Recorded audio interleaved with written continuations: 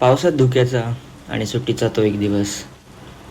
सुट्टीच्या दिवशी काही आपली स्वप्न पूर्ण करण्यात व्यस्त असतात, तर काही आपली जबाबदारी. सगळ्यांसाठी हा जो एक सुट्टीचा दिवस असतो तो सारखा नसतोच. समोरचं धुकं बाजूला झालं की कसं सगळं स्पष्ट दिसू लागतं.